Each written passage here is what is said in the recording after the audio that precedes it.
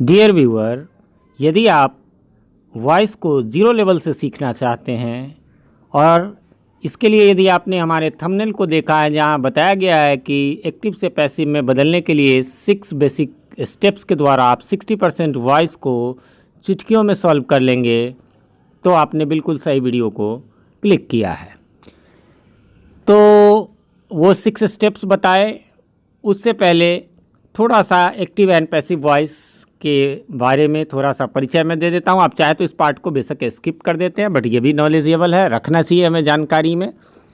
तो जैसा कि आप देख सकते हैं यहाँ पर एक्टिव एंड पैसिव वॉइस, तो वॉइस जो होता है, वॉइस की हिंदी वैसे दिया गया है, जानते भी होंगे आप लोग। वॉइस का होता है वाच्य, हिंदी में भी इसका जो है वो होता है, यहाँ पर लिखा भी हुआ है। एक्टिव वॉइस का कर्तृवाच्य और पैसिव वॉइस का कर्मवाच्य, वैसे संस्कृत में भाववाच्य भी होता है। चलिए, तो वॉइस आखिर है क्या, थोड़ा सा डेफिनेशन जान लेते हैं। Voice is that form of the verb which indicates whether the subject. Subject क्या है? यदि आप सब्जेक्ट के बारे में वैसे मुझे लगता है कि आप निश्चित रूप से जानते होंगे, फिर भी कोई कन्फ्यूज़न हो तो हमारा इससे पहले टेंस सीरीज़ का वीडियो बना है, उसमें मैंने सब्जेक्ट को, वर्ब को, सबको बताया है। लिंक डिस्क्रिप्शन में भी है, आई बटन में भी मिल जाएगा। और हमारे इस चैनल पर आप ग्रामर नाम से प्लेलिस्ट है, इंपॉर्टेंट ग्रामर टॉपिक्स, तो उसमें जा कर के भी आप देख सकते हैं, उसमें मैंने डिटेल बताया। तो ये कहता है कि voice is that form of the verb which indicates whether the subject is the doer. Doer यानी करने वाला है, और द ऑफ द एक्शन यानी एक्शन को वो कर रहा है, और something is done to it, या फिर इसके साथ कुछ होता है। कैसे, एक उदाहरण दे दूँ, है ना। ही ईट्स अ मैंगो, ठीक है।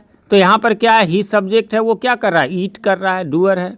या दूसरा उदाहरण पर आवाज आए, कहे कि a mango is being eaten by him. अब इसमें क्या हुआ, सब्जेक्ट क्या है, ए मैंगो, लेकिन ए मैंगो क्या है, वो कोई एक्शन का डूअर नहीं है, बल्कि उसके साथ कुछ किया जा रहा है। तो वही बात है हिंदी में है, अर्थात वर्ब का वह फॉर्म यानी वह रूप जो यह दर्शाता है कि सब्जेक्ट यानी कर्ता स्वयं कुछ करता है, अथवा सब्जेक्ट के द्वारा किसी के द्वारा किए गए कार्य का परिणाम भोगता है, वॉइस कहलाता है। ठीक है, इतना परिचय ज़रूरत हो आप लोगों को, तो इसलिए हमने ये बता दिया।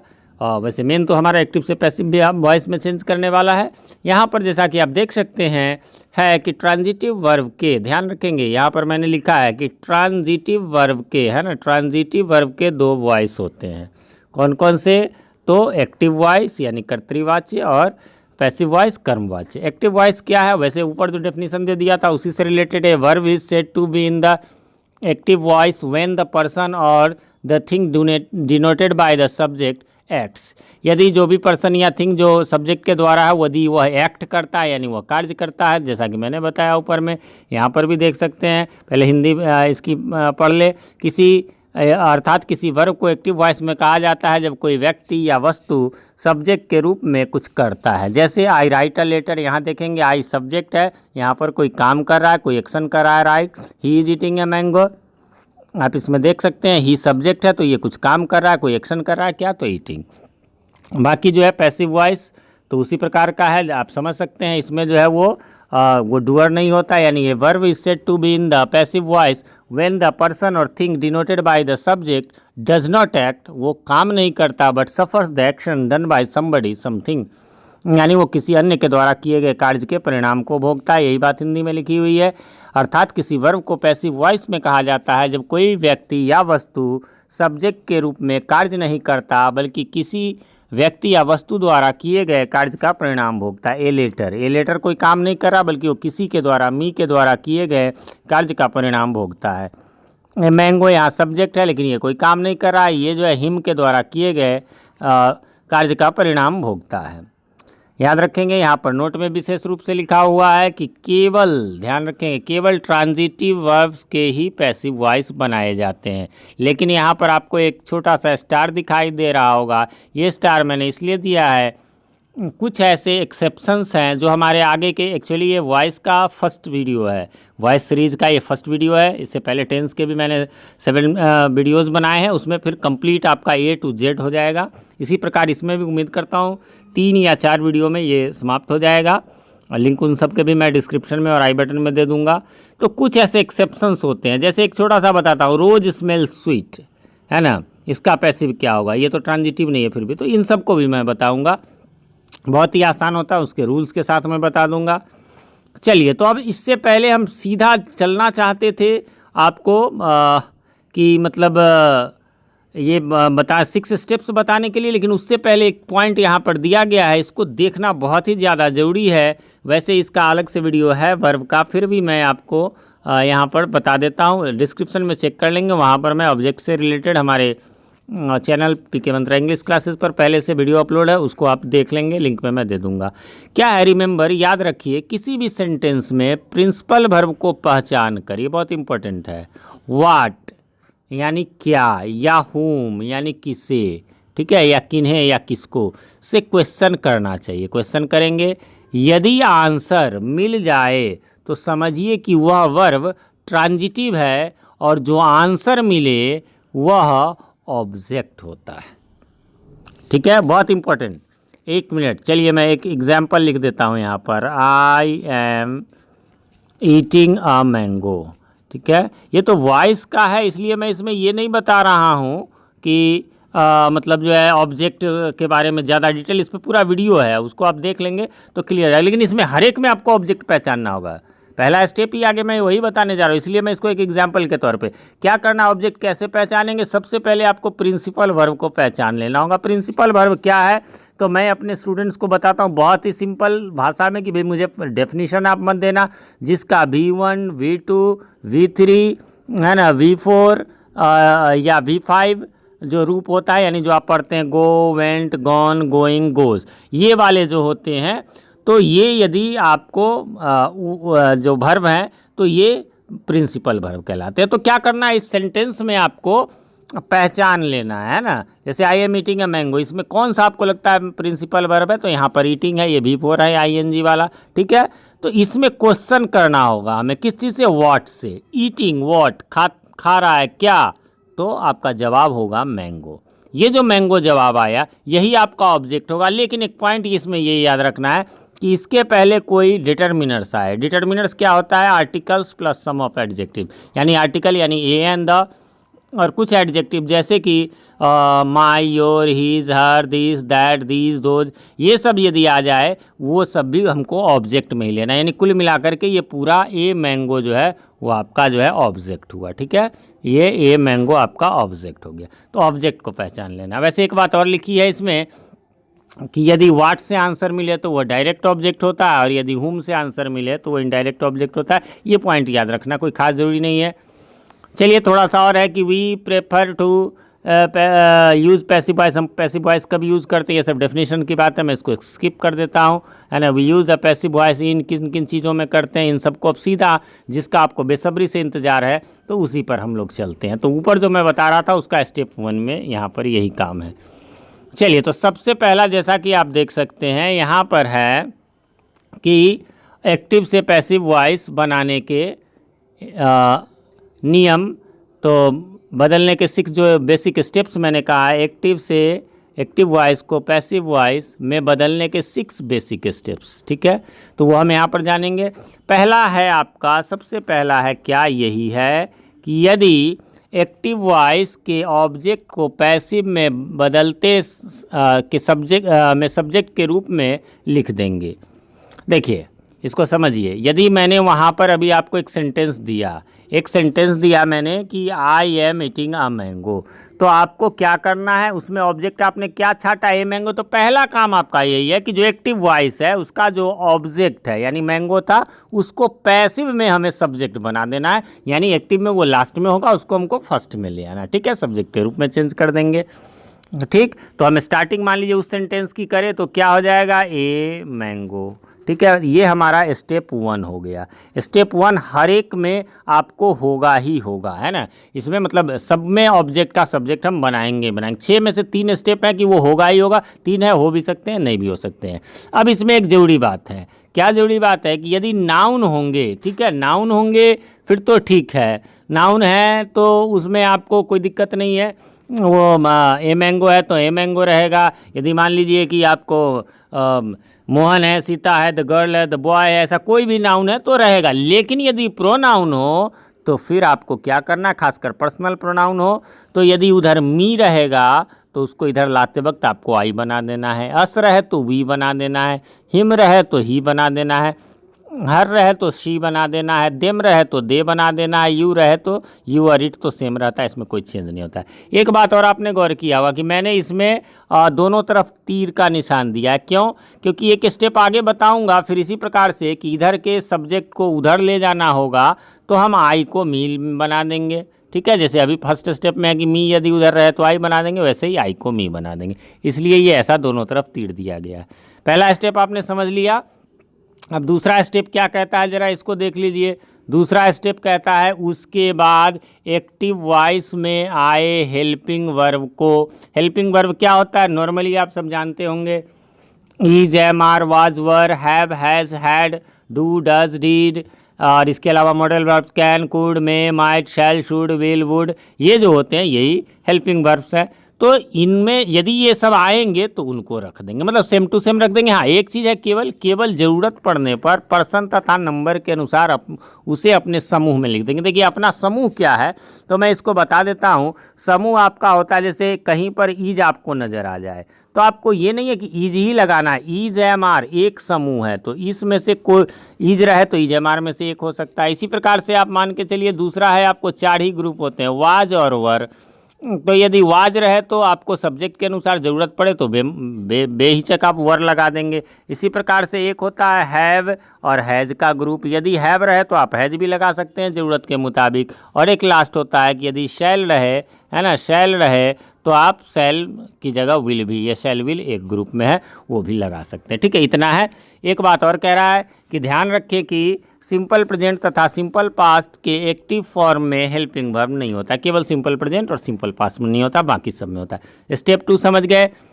यदि मैं उस सेंटेंस को जो मैंने आपके एग्जाम्पल में दिया था उसमें मैंने यदि आपसे कहा था, क्या कहा था कि I am eating a mango, इसको देखते चलेंगे कि हम 2 स्टेप हुआ तो दोनों स्टेप को I am eating a mango, मैं तो इसमें एक और वर्ड जोड़ देता हूँ, ईटिंग अ मैंगो नाउ। ठीक है, मैं इसमें जोड़ रहा I am eating a mango now, इसी को आज हमें बना करके देखना है। स्टेप 1 आपने देख लिया कि ए मैंगो जो है उसको मुझे शुरू में लाना था, तो स्टेप 1 ए मैंने लिख दिया, ए मैंगो। स्टेप 2 मैंने अभी यहाँ पर आपको बताया कि कि जो हेल्पिंग वर्ब पहले से रहे उसको रख देंगे, नहीं रहे तो नहीं रखेंगे।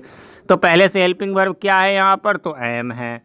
एम को आप क्या करेंगे, तो क्या एम लिख दें यहाँ पर, नहीं, ये तो गलत हो जाएगा क्योंकि ए मैंगो के साथ जो है वो तो एम लगता नहीं है। तो हमने पहले अभी कहा कि अपने ग्रुप में ज़रूरत पर एम है तो एम ई जार में से कोई एक रख सकते हैं, तो आप सबको पता होगा मैंगो के साथ ईज लगेगा। ये था स्टेप 2। ठीक है, फिर आ जाइए अब आपको स्टेप 3 क्या करना है। तो 2 काम, देखिए 6 में से 2 आपने सीख लिया। अब है कि यदि एक स्टेप 3 कहता है कि एक एक्स्ट्रा हेल्पिंग वर्ब नीचे दिए गए टेबल के अनुसार जरूर लगेगा। देखिए आपको नहीं देखना है क्या है नहीं है, आपको ये लगा देना है। क्या क्या, तो सिंपल टेंसेज यदि रहे, जैसा कि आप देख सकते हैं सिंपल टेंसेज रहे तो वर्ब भी लगाएंगे। वर्ब भी का मतलब क्या हुआ, वर्ब भी का मतलब हो गया सिंपल। अब देखिए टेंस क्लियर नहीं है तो थोड़ा दिक्कत होगा, इसलिए टेंस सीरीज को आप जरूर देख लें। ठीक है, तो सिंपल टेंसेज में भरबी का मतलब क्या है, उसका present form is am are होता है, यानी सिंपल प्रेजेंट रहे तो आपको इज एम आर एक्स्ट्रा, पहले से जो वर्ब है उसकी बात हम नहीं कर रहे हैं, वो तो अपना लगेगा, जिसमें नहीं है नहीं लगेगा, है लगेगा, ये एक्स्ट्रा निश्चित लगेगा।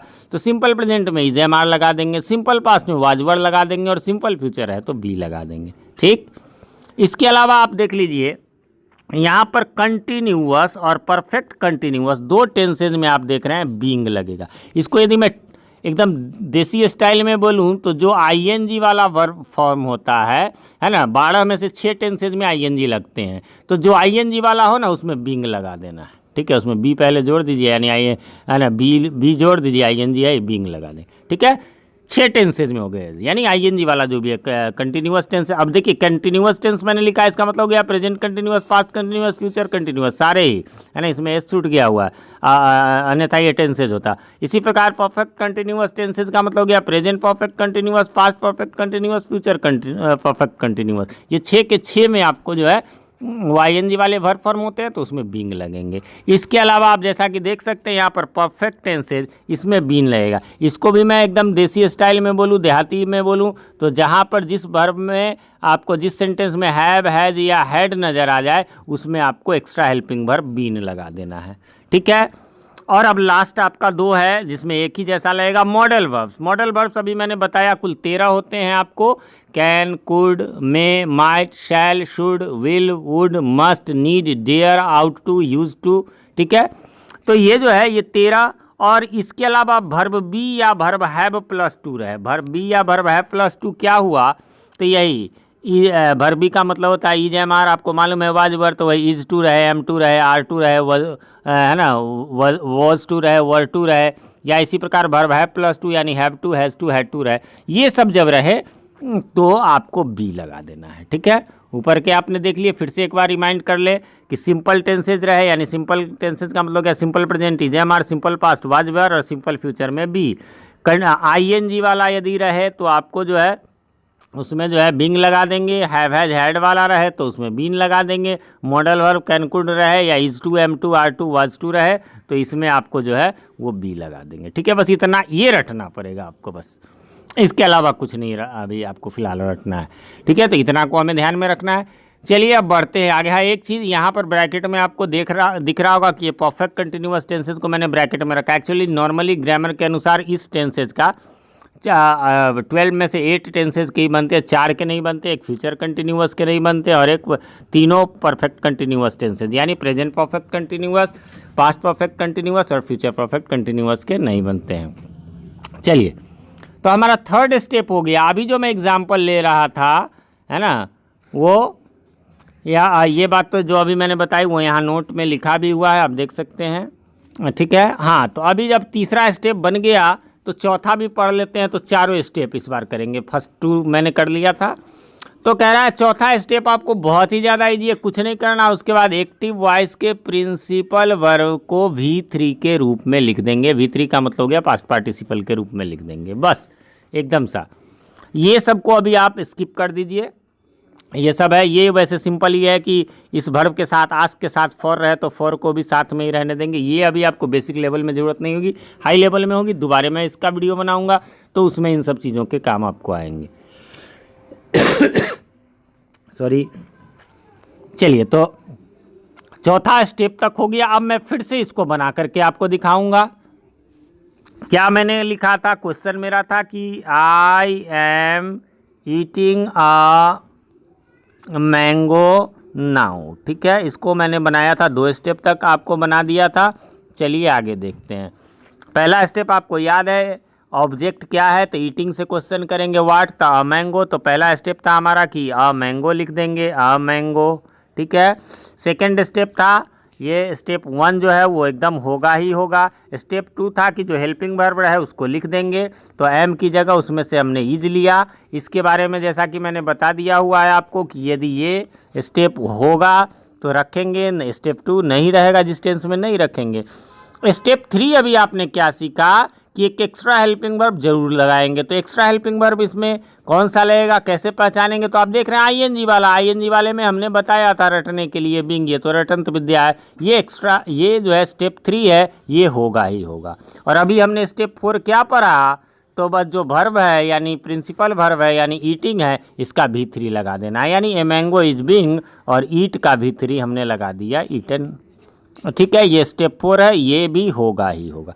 6 में से 4 आपने सीख लिए, उम्मीद करता हूँ कोई प्रॉब्लम नहीं होगा, ठीक है। चलिए 5वां भी समझ लेते हैं। तो 6ठा में कुछ नहीं, लास्ट है आज का, 6ठा में कुछ नहीं है, बस आपका ये 5th जो है वो समझना है। देखिए, तो इसके बाद क्या करना है, ये जब इतना तक कर लेंगे, जैसे मैंगो इज बीइंग ईटन, तो आपको स्टेप 5 में करना है। इसके बाद बाई प्लस एजेंट लगाना है। बाई प्लस एजेंट का मतलब क्या है, तो बाई प्लस एजेंट का मतलब आप यहाँ पर देख सकते हैं कि प्रीपोजिशन बाई के साथ जो है एक्टिव वॉइस के सब्जेक्ट को ऑब्जेक्ट के रूप में लिख देंगे। यानी शुरू वाला, जैसे लास्ट वाला हमने कहा था, उसको शुरू में कर देना है, ठीक है। अब आ जाइए कैसे, तो चलिए इसको फिर से हम एक एग्जाम्पल और क्या करना है, तो हम ये चलते हैं, लास्ट का भी स्टेप बता ही देते हैं और फाइनली आपको कर देते हैं। फिर कुछ जो एक्स्ट्रा चीज़ें हैं वो मैं बता दूंगा जिसमें आपको प्रॉब्लम हो सकता है। तो स्टेप 6 आप यहाँ पर देख लीजिए। स्टेप 6 कहता है कि भैया इसके अलावा अंत में बचे हुए कुछ वर्ड रह गए उसको सेम टू सेम हम रख देंगे। दैट्स इट, बस इतना ही है। तो अब उस सेंटेंस को फिर से मैं यहाँ पर आपको बना के बताता हूँ, ठीक है। हमारा सेंटेंस क्या था? हमारा सेंटेंस था, जिसको मैं आपको बता रहा हूँ कि I am eating a mango, ठीक है, ईटिंग अ मैंगो नाउ, ठीक है। इसको बनाना है हमें पैसिव में। तो स्टेप 1 क्या था आपको याद है? फिर से मैं कर दूं, इतनी बार बोल देता हूँ कि आपको रिपीट हो जाएगा, एकदम कंठस्थ हो जाएगा। सबसे पहले प्रिंसिपल वर्ब को पहचान के व्हाट या हुम से क्वेश्चन करना है। ईटिंग व्हाट, तो मैंगो, उसके साथ जो भी आर्टिकल्स रहेगा ए एंड द या कुछ एडजेक्टिव्स वो भी ले लेंगे। तो स्टेप 1 हमारा है ए मैंगो, ठीक है, ए मैंगो। स्टेप 1 एकदम पक्का ये होगा ही होगा। फिर है आपको दूसरा स्टेप कि पहले से कोई हेल्पिंग वर्ब है तो उसको रख देंगे अपने ग्रुप में बदल के। तो यहाँ पर एम था तो हमने इज रख दिया, ये हो गया स्टेप 2। स्टेप 3 है कि एक एक्स्ट्रा हेल्पिंग वर्ब जरूर रखेंगे। एक्स्ट्रा हेल्पिंग वर्ब जो है वो आईएनजी वाला ये है, वो थोड़ा सा लिस्ट मैंने दे दिया, मैंने कहा कि आपको रट लेना है। तो स्टेप 3 में क्या है? तो ये आईएनजी वाला है, इसमें एक्स्ट्रा हेल्पिंग वर्ब लगेगा क्या? तो बीइंग। स्टेप 3 भी हो गया। स्टेप 4 क्या है? तो वो कहता है कि भैया जो आपका प्रिंसिपल वर्ब है उसका V3 लगा देना है। तो आप ईट का V3 क्या होगा? तो ईटेन हो जाएगा। वर्ब फॉर्म आपको याद रखना होगा। तो स्टेप 4 भी हमारा हो गया, ये कंपलसरी है, होगा ही होगा। स्टेप 5 क्या कहता है? तो बाई लगा करके जो एक्टिव का सब्जेक्ट है ना, बाई लगा करके जो एक्टिव का सब्जेक्ट है, जैसे यहाँ आई है, अच्छा यहाँ मोहन रहता तो बाई मोहन लिख देते, ठीक है। यदि यहाँ पर द बॉय रहता तो द बॉय लिख देते, है ना। इस तरह का कोई नाउन रहता तो कोई बात नहीं, नाउन लिखते। लेकिन प्रोनाउन में याद होगा मैंने स्टेप 1 में बताया था कि ऐसे आई लिखा हुआ था और इसके दूसरे तरफ जो है वो मी लिखा हुआ था। इसीलिए लिखा हुआ था कि हमने कहा था कि प्रोनाउन रहे, मी को इधर लाएंगे तो आई। पहला स्टेप यही है कि इस ऑब्जेक्ट को जो है वो हमें सब्जेक्ट बना देना है, ठीक है। लेकिन अब ये है कि इसी सब्जेक्ट को, यदि सब्जेक्ट है तो इधर ला, अब यहाँ पर बाई के बाद इसको ऑब्जेक्ट बना देना है। तो यदि प्रोनाउन में आई है तो वो मी बन जाएगा, वी है तो अस बन जाएगा, ही है तो हिम बन जाएगा, शी है तो हर बन जाएगा, दे है तो देम बन जाएगा। तो हमारा क्या बचा इसमें? आई है तो ईटेन बाई आई का इधर जाएगा तो क्या बन जाएगा? मी बन जाएगा, ठीक है, मी बन जाएगा। ओके, तो आपने देख लिया ये हमारा बाय मी, ये जो है स्टेप 5 हो गया। और कुछ बचा क्या? हाँ जी बच गया। क्या बचा जी? तो आपको याद है यहाँ पर सिर्फ एक चीज़। अब छठा स्टेप क्या कहता है? कुछ एक्स्ट्रा बच जाए तो उसको रख देना है। क्या बचा? नाउ बचा, तो हमने इसको नाउ को रख दिया, हो गया। ये स्टेप हमारा हो गया 6, ठीक है। दैट्स ऑल, बन गया। कोई भी, अब आपको क्या है, सिर्फ एक्स्ट्रा हेल्पिंग वर्ब याद रखना, कोई भी टेंस बन जाए। चलिए एक दो एग्जाम्पल और मैं ले लेता हूँ। चलिए जी, ये आपको आई हैव प्लेड क्रिकेट, है ना, आई हैव प्लेड क्रिकेट। यदि मैं इसको बनाऊं तो क्या हो जाएगा? I have played cricket. तो इसमें आपको क्या करना है?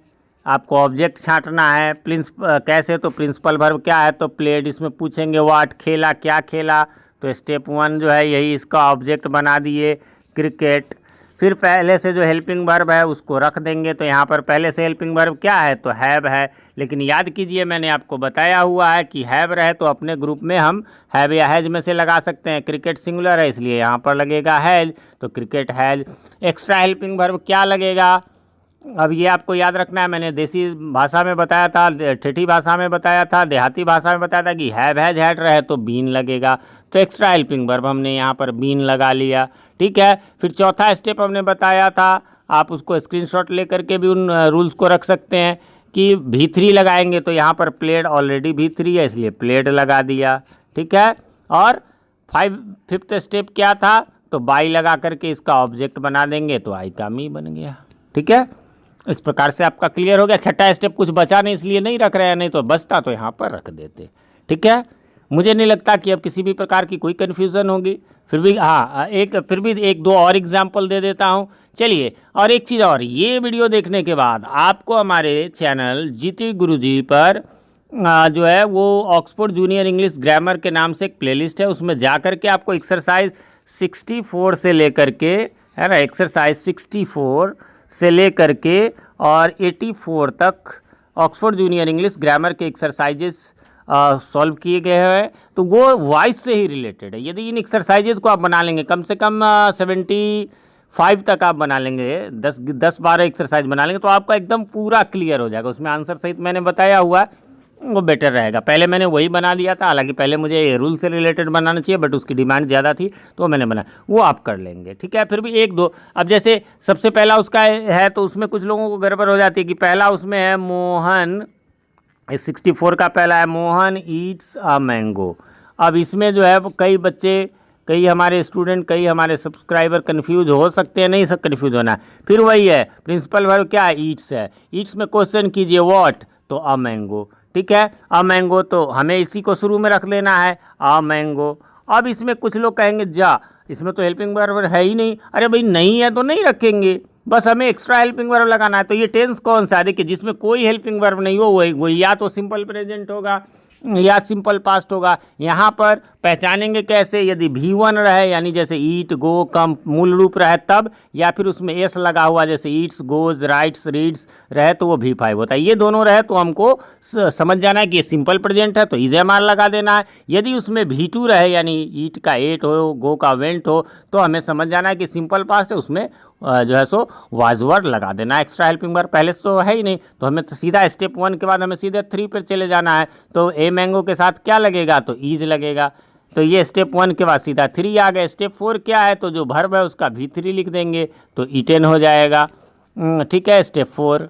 उसके बाद स्टेप 5 क्या है, तो बाई लगा करके जो है और ऑब्जेक्ट, ये इसका जो सब्जेक्ट है उसको ऑब्जेक्ट बना देना है, यानी यहाँ मोहन है तो बाई मोहन लगा दिए। ठीक है, इसी प्रकार उसके अगले क्वेश्चन में Mohan Yeats mangoes, a mango की जगह मैंगोज, तो यहाँ पर ए मैंगो की जगह यहाँ मैंगोज लिख देंगे। मैंगोज के साथ क्या लगेगा, आर लग जाएगा, फिर रिटेन बाय मोहन हो गया।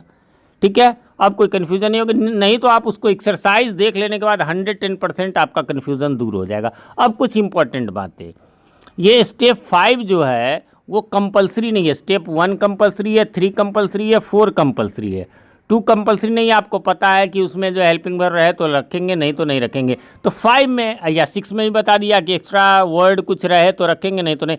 5 को थोड़ा सा समझना है, उसके लिए हम वापस चलते हैं।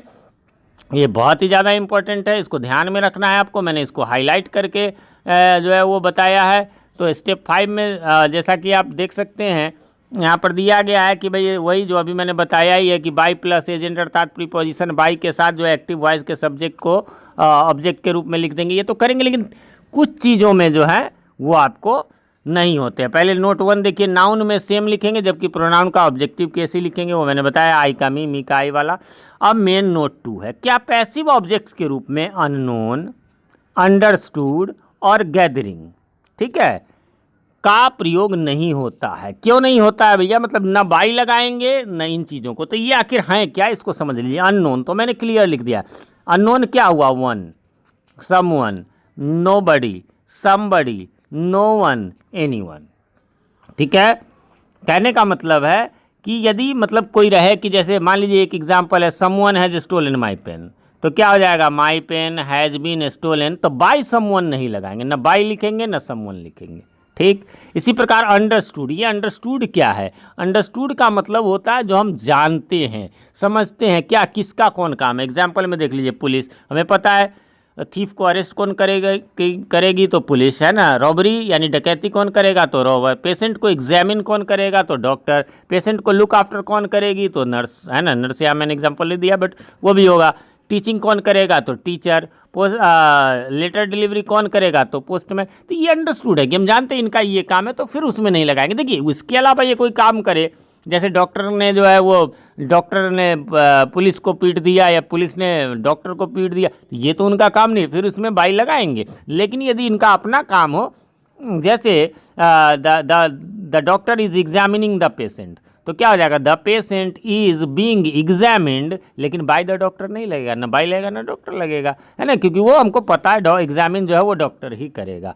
आगे बढ़ेंगे, थर्ड क्या है कि वो भी नहीं लगता है, तो ये है गैदरिंग। गैदरिंग का मतलब है भीड़ भाड़, यानी कभी भी बाई पीपुल नहीं लगेगा, बाई मॉब नहीं लगेगा। मॉब मीन्स क्या होता है, गुस्साई भीड़, ये जो सड़क वगैरह रोड जैम वगैरह करते हैं किसी बात को लेकर के, वो मॉब कहलाते। क्राउड सामान्य भीड़, तो बाई क्राउड कभी नहीं लगेगा, ठीक है, और बाई पब्लिक इत्यादि जो है सो आपको नहीं लगेगा, ठीक है। एक चीज़ यहाँ पर ग्रीन में लिखा हुआ है, जैसा कि आप देख सकते हैं, ये सब टाइपिंग मैं आप लोगों के लिए करता हूँ, बाई अस और बाई देम। इसके साथ क्या है कि इसको लगा भी सकते हैं, नहीं भी लगा सकते हैं, ठीक है।